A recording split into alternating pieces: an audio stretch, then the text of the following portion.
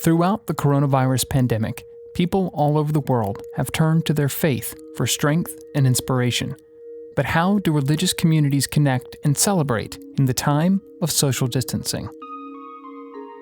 From WREL News and the Capital Broadcasting Podcast Network, this is your Coronavirus, North Carolina News Brief for Friday, April 10th, 2020. I'm Cliff Baumgartner. For people of faith, this is one of the most important weeks of the year. Wednesday was the start of Passover, and today is Good Friday, the beginning of Easter weekend. Typically, this would be a time to come together, whether at church services or family dinners, but unfortunately, that's not possible right now. We know this time means a great deal to many people. So as we go into this holiday weekend, we want to pause and do something a little different than our usual briefs. Will Rose is a pastor at Holy Trinity Lutheran Church in Chapel Hill, near the UNC campus. Today, I'm talking with him about how communities of faith are handling the challenges of this pandemic and how they're still celebrating in spite of it. All right, so Will, just to start out with, how are you doing during this time? How's your church doing? What are the challenges that this has presented to your community, and how are you adjusting to that or beginning to adjust to that? Yeah, I've just been real honest with myself and the congregation about kind of the stages of grief that we're all kind of entering into in this time. This is definitely uncharted territory for all of us and very historic. And so we're all trying to adjust and adapt to things we can control and things we can't control.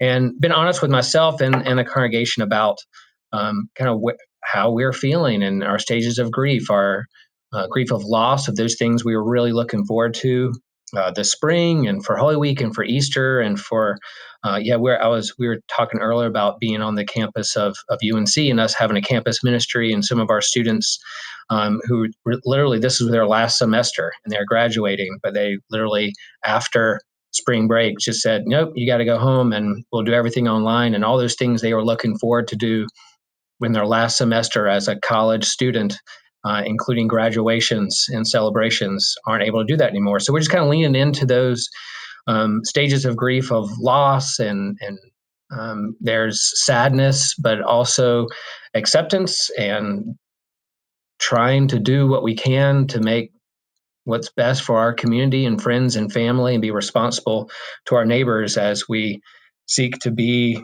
good stewards of how we treat one another and love our neighbor and do what's best for society. So we're definitely doing our best to try to adapt, but also listen and obey what the authorities and experts are saying of how we navigate a pandemic.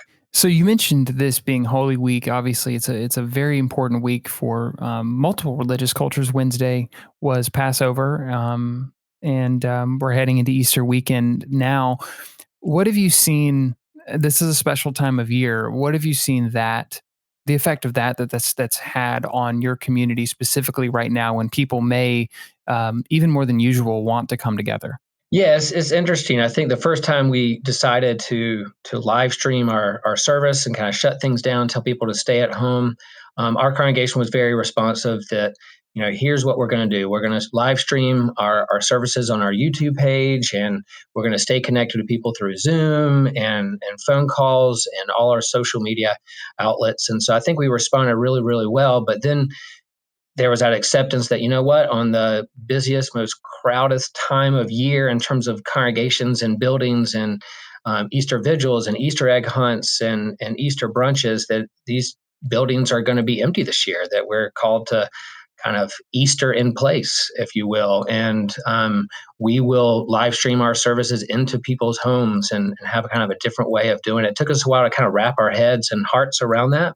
But I think now that we've kind of come up with a new game plan, we feel pretty good about it. I think there was a sense of, I think this whole pandemic has kind of shaken us out of complacency. There's things that we've always done, and we've always done Holy Week and Easter this way, and we have these specific worship services and certain hymns we always do, and we bring in the trumpets and we bust out the lilies and we have Easter brunches, and we can't do that this year. So how do we still have a meaningful religious spiritual experience do things differently. We have to do things differently. I think for us, the challenge, every challenge in crisis comes with an opportunity to, you could either be cynical and doomsday about it, or you have an opportunity to think through things in a different way, to grow from it, to become stronger from it. And I think it has challenged us and charged us to rethink how we've always done things and why we're doing what we're doing. For me personally, it's kind of a chance to rethink the big questions of, what do I understand community to be, kind of the nature of community, and then how do we nurture community? We're so used to having people come to us and come to our building, but now we're having to go out and connect with people in different ways, digitally, online.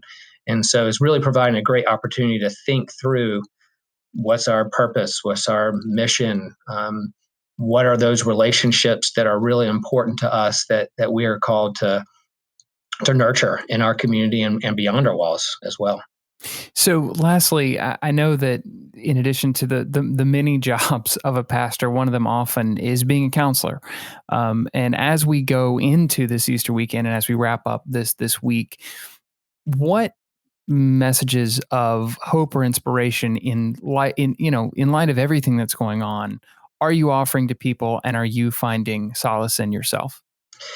Yeah, that's a great question. I think what this I'm not of the mindset that this is some big divine test that we're gonna pass, and we're gonna let's see if this is some kind of curse from the divine, um, shaking us up and helping us do the world differently. I don't know if I'm theologically there, but I do think that this is providing us with an opportunity to catch our breath and to think through, what are those things that are important to us, what relationships are important to us, and what communities are important to us. And it is good to ask those big questions.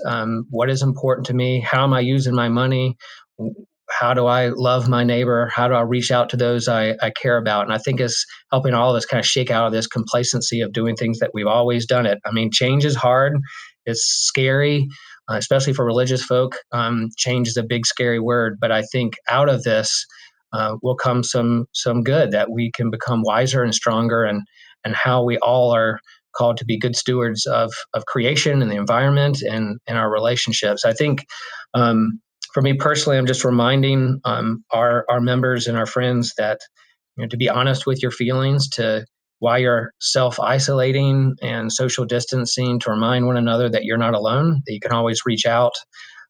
Yeah, we can't see each other face to face, but I'm just a call, just a text away, where we can process this. We have also members who are in the medical community, who are there on the front lines of battling this pandemic, who are nurses who are gearing up and putting on the full gear and the hazmats and the masks and treating people who have the virus, and just to make sure we keep checking on them and praying for them and reminding them that they're not alone and they can talk to us.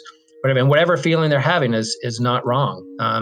That Yeah, it's a big part of it. Grief, loss, depression is a big part of that, and we'll walk with you through it. From all of us here at WREL, we hope you have a safe and happy holiday weekend, whatever it means to you and however you celebrate. This has been your Coronavirus North Carolina News Brief for Friday, April 10th, 2020. As always, if you enjoy the show, give us a rating and a review on whatever podcast app you use. And while you're there, be sure to subscribe so you don't miss our new episodes. Thanks for listening.